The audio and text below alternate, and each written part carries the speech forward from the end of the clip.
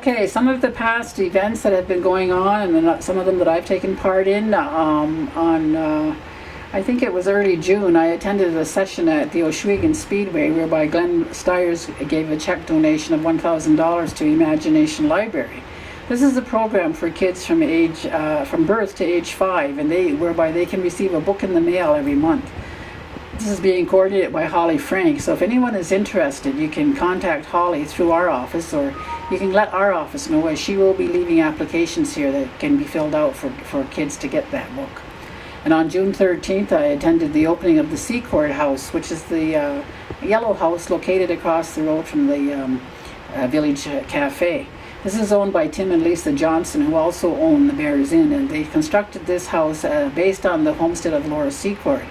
And at the opening, Tim said it was an idea he had to bring a little bit of the history of the War of 1812 into the village of Ohsweken, as Laura Secord did play an integral role during that war by warning the British of an American attack.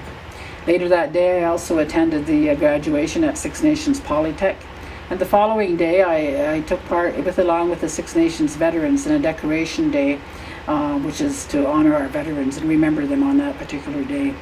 Later that day, I also attended the awards ceremony for the Starfighter 104 Air Cadets in Brantford. On June 16th, 17th, and 18th, myself, along with councillors Ray Miracle and Helen Miller, traveled to Kenora to attend the All-Ontario Chiefs Conference. This was an election year, and we'd like to extend congratulations to Regional Chief Isidore Day, who was elected as the new Ontario Regional Chief. On June 20th, I attended and marched in the Brantford Pride March and brought greetings from Six Nations.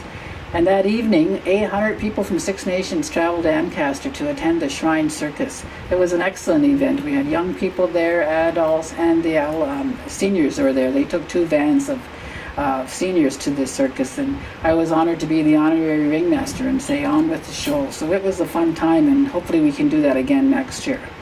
Of course, our June 21st, we had our Solidarity Day event at Chiefswood Park, which was a huge success, and I also brought greetings that morning up at Harmony Square at an event that was being hosted by Brantford Native Housing. On the 25th of June, we had 2 provincial cabinet ministers in our community.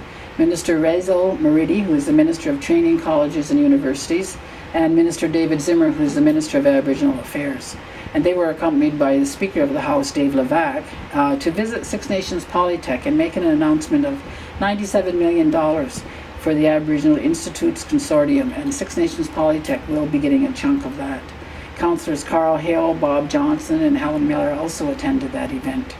Bob and Helen also attended, along with myself, for the Six Nations Police Awards ceremony that was held that evening at the Greens at Renton.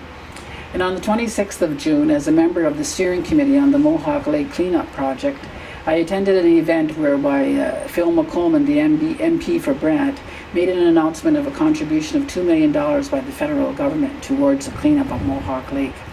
Later that day, I spoke at a workshop that was put on by Brightening the Spirit, Breaking the Silence, which is a volunteer group of community members who are working to help prevent suicide in our community.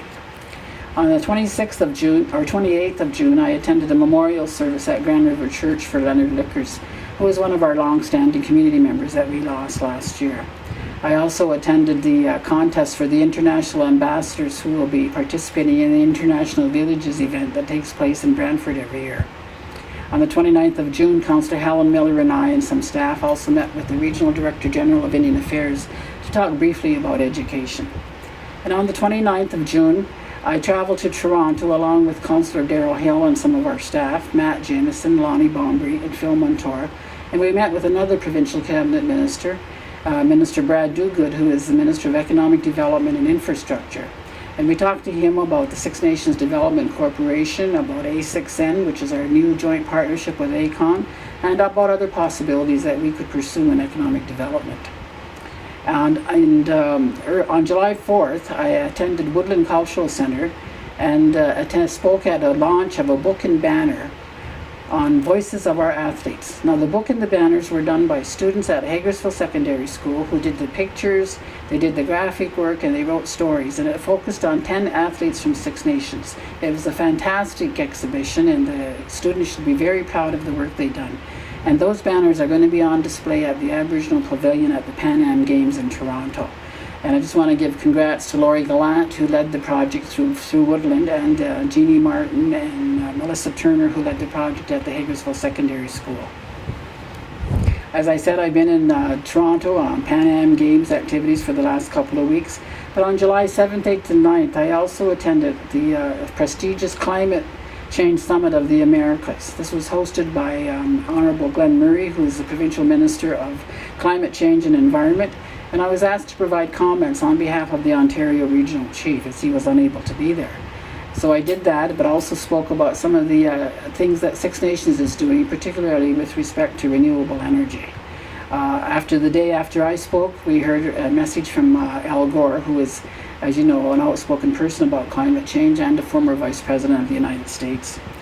At the same time, why the regional chief couldn't be there was because the Assembly of First Nations was holding their annual assembly in Montreal, and Six Nations was represented by Ray Miracle, Carl Hale, and Terry General, who attended on our behalf.